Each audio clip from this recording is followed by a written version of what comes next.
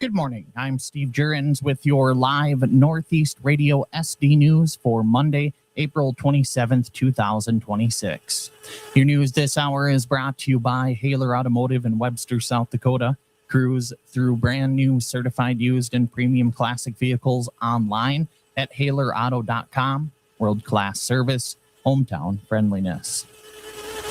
A major revitalization of Laurie's Garden on Kemp Avenue is underway as the H2050 Arts and Recreation Committee launches the Love Grows Here initiative.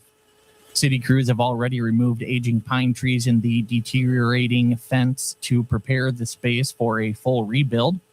A grant decision to fund roughly half of the project is expected in May.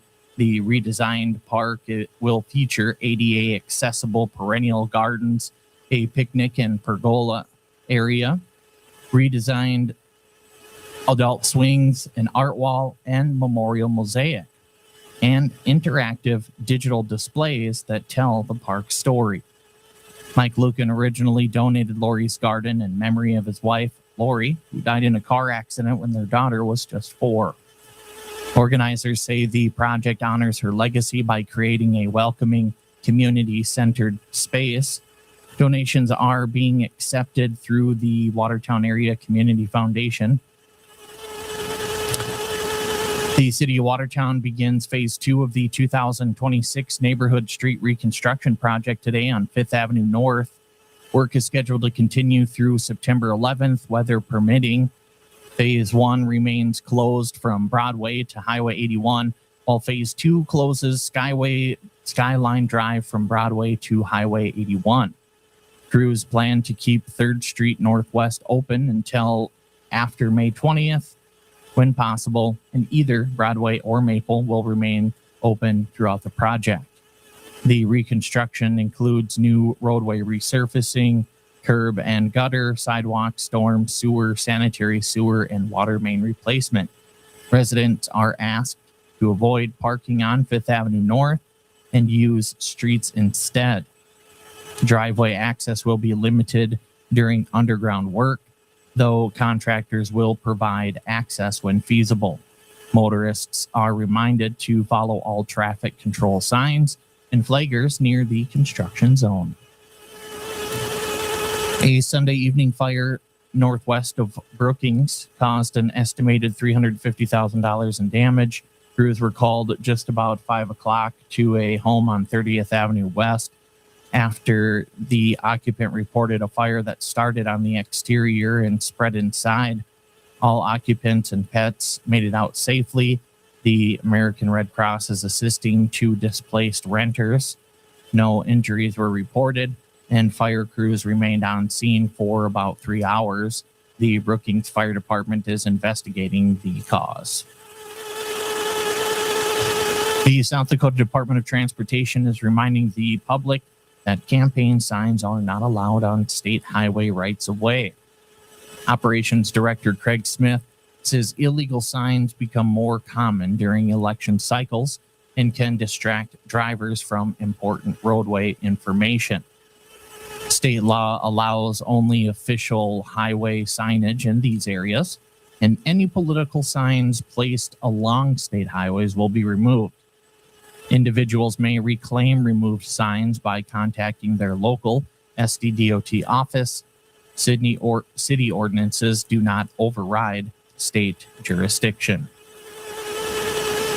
A Chicago man has been sentenced to more than 10 years in federal prison after Sioux Falls police found over 1.3 kilos of meth and cocaine during a traffic stop. 32-year-old Antonio Baker received 10 years and 5 months in prison, followed by 5 years of supervised release. A police canine alerted to drugs during a July 2024 stop, leading officers to seize nearly 900 grams of meth, more than 200 grams of cocaine, and over 250 grams of crack cocaine. Baker was arrested at the scene and has been remanded to the U.S. Marshal Service. A full crowd gathered at the Hamlin County 4-H building Sunday morning as District 4 Republican candidates for House and Senate took part in a 2-hour forum moderated by Northeast Radio SD. Candidates discussed property taxes, data centers, mental health, rural health care, and local control.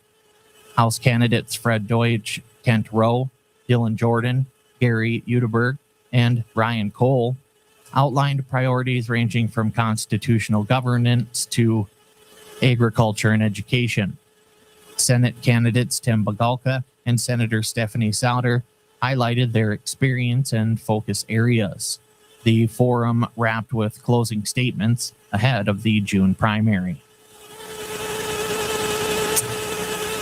The Lake Area Technical College Foundation and Alumni Association will host the annual Boulder Memorial Golf Tournament on Saturday, June 13th at Prairie Winds Golf Course in Watertown. The two-person stroke play event uses tin whistle scoring, and participants must have a in-or league handicap. Registration is $200 per team and limited to 36 teams with a June 9th deadline. Players will receive food and pin prizes after the round. Teams and sponsors can register online or by calling Lake Area Tech. Your news this hour was brought to you by Hahler Automotive in Webster, South Dakota. Cruise through brand new, certified used, and premium classic vehicles online at HahlerAuto.com. World-class service, hometown friendliness. Read more full in-depth stories online at northeastradiosd.com. Check out the daily news recap podcast and live interview uploads. And don't forget to sign up for our newsletter delivered straight to your inbox every morning at 6 a.m. And with today's local and state news from Northeast Radio SD Studios in Watertown, South Dakota, I'm Steve Jurrens.